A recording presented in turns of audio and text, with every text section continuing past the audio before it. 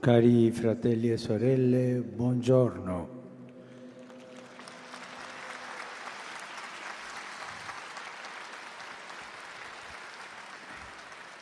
Continuando le catechesi sulla Chiesa, oggi vorrei guardare a Maria come immagine e modello della Chiesa.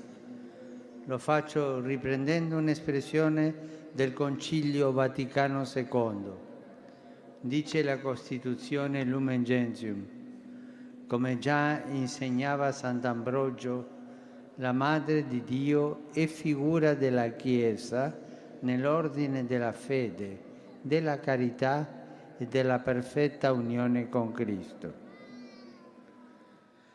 Partiamo dal primo aspetto.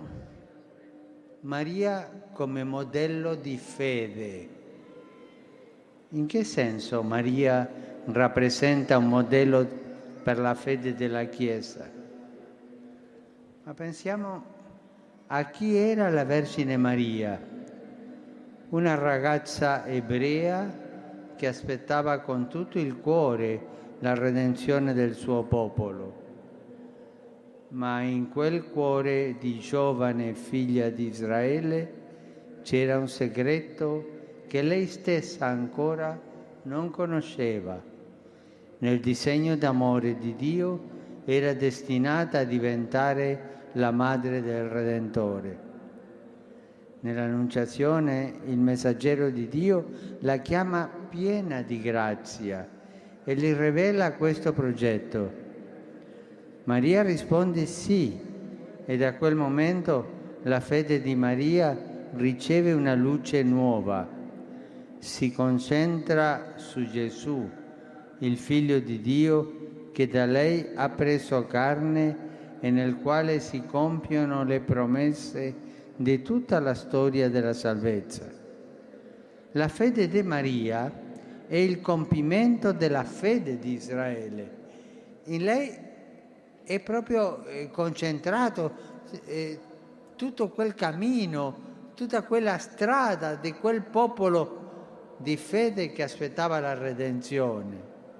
E in questo senso è il modello della fede della Chiesa, che ha come centro Cristo, incarnazione dell'amore infinito di Dio. E Maria come ha vissuto questa fede? L'ha vissuta nella semplicità delle 1000 occupazioni e preoccupazioni quotidiane di ogni mamma, come provvedere il cibo, il vestito, la cura della casa. Proprio questa esistenza normale della Madonna fu il terreno dove si svolse un rapporto singolare e un dialogo profondo tra lei e Dio, tra lei e il suo Figlio.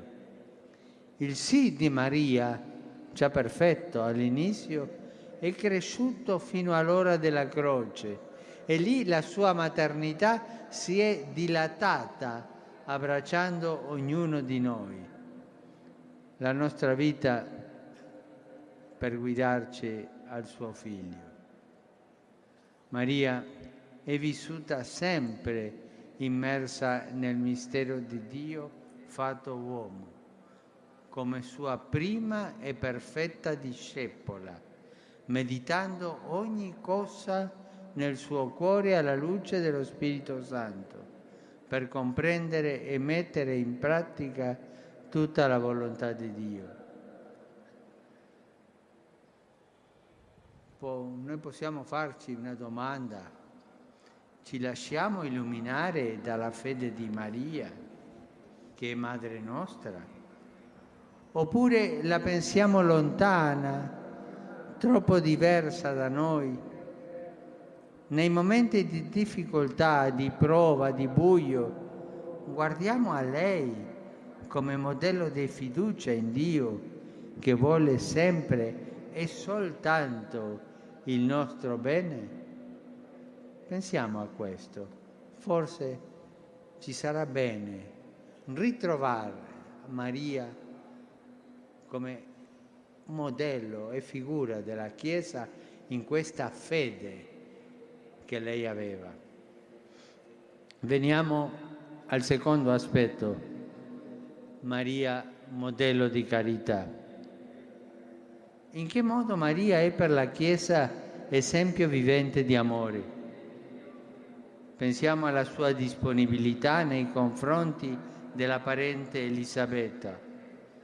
Visitandola, la Vergine Maria non le ha portato soltanto un aiuto materiale, anche questo, ma ha portato Gesù, che già viveva nel suo grembo. Portare Gesù in quella casa voleva dire portare la gioia piena. Elisabetta e Zaccaria erano felici per la gravidanza che sembrava impossibile alla loro età, ma la giovane Maria, che porta loro la gioia piena, quella che viene da Gesù e dallo Spirito Santo e si esprime nella carità gratuita, nel condividere, nell'aiutarsi, nel comprendersi.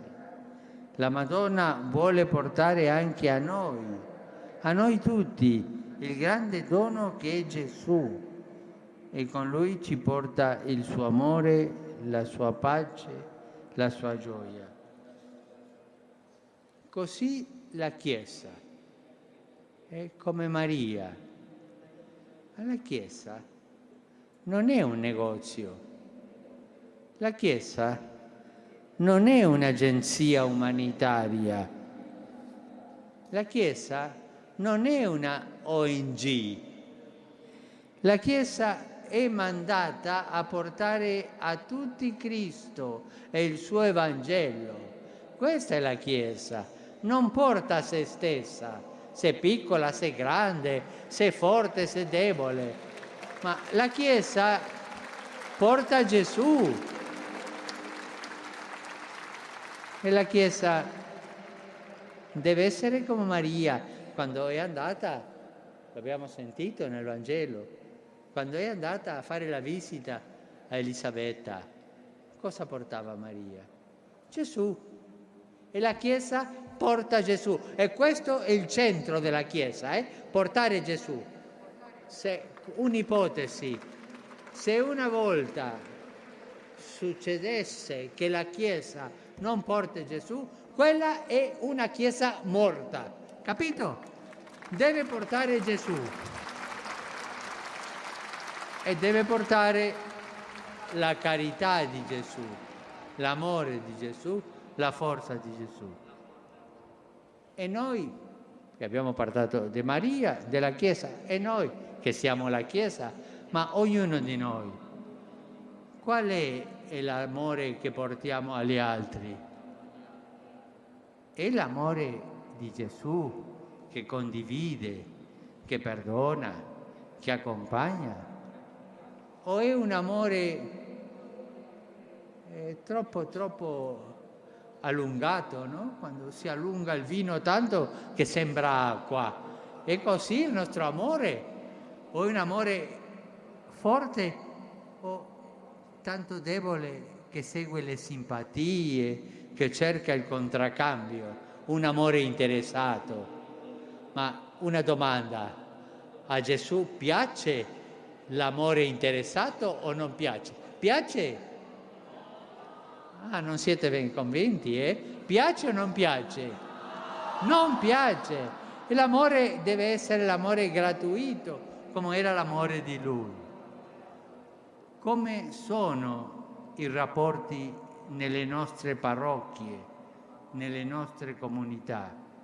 Ci trattiamo da fratelli e sorelle o ci giudichiamo, parliamo male gli uni degli altri? Ma io ho sentito che qui a Roma nessuno parla male di l'altro, e quello è vero o non so, io lo dico. Curiamo ciascuno il proprio orticello o ci curiamo uno all'altro? E sono domande di carità. E brevemente un ultimo aspetto: Maria è modello di unione con Cristo. La vita della Vergine Santa è stata la vita di una donna del suo popolo. Maria pregava, Maria lavorava, andava alla sinagoga, però ogni azione era compiuta sempre in unione perfetta con Gesù. Questa unione raggiunge il culmine sul Calvario.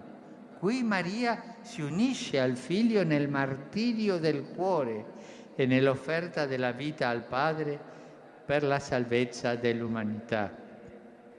La Madonna ha fatto proprio il dolore del Figlio ed ha accettato con Lui la volontà del Padre, in quella obbedienza che porta frutto, che dona la vera vittoria sul male e sulla morte.